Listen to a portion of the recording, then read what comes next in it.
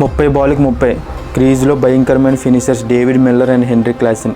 ఇలాంటి టైంలో మ్యాచ్ చూస్తున్న ప్రతి భారతీయుడు మనసులో ఒకటే, మళ్ళీ ఈ ఫైనల్ మ్యాచ్లో ఓటమి తప్పదా, ఈ 13 వరల్డ్ కప్ నిరీక్షణకి ఇది కొనసాగింపేనా అని అందరూ అనుకున్నారు.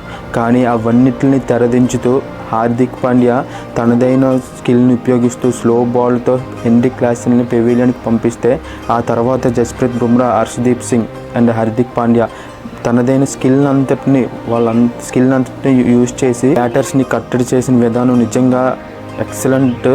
అండ్ ఆ తర్వాత మ్యాచ్ని మలుపు తిప్పిన చరిత్రలో నిలిచిపోయినటువంటి ఆ క్యాచ్ సూర్యకుమార్ యాదవ్ పట్టిన ఆ హీట్ ఆఫ్ ది మూమెంట్లో అట్లాంటి అండర్ ప్రెజర్లో నిజంగా అతను పట్టిన క్యాచ్ మాత్రం నిజంగా వరల్డ్ కప్ తెచ్చి అలా మన చేతిలో పెట్టిన క్యాచ్ అది.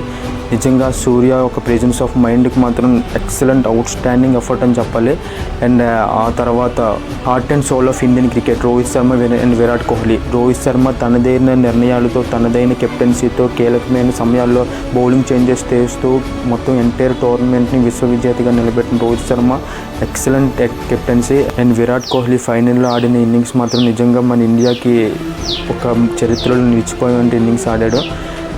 అండ్ మొత్తం అక్షర్ పటేల్ కానీ, శివం దుబే కానీ మొత్తం అందరూ కూడా నిజంగా చాలా మంచి ఎఫర్ట్ చూపించారు. మొత్తం ఎంటైర్ టోర్నమెంట్ అంతా 13 ఏళ్ళ వరల్డ్ కప్ నిరీక్షణకి తెరదించుతూ 2023 వన్డే వరల్డ్ కప్ ఫైనల్ యొక్క బాధని మర్చిపోతూ 140 కోట్ల జనాల్లో ఆనందం నింపిన మన ఇండియన్ క్రికెట్ టీం నిజంగా ఒక ఎక్స్ట్రాడినరీ విన్ అందుకున్నారు.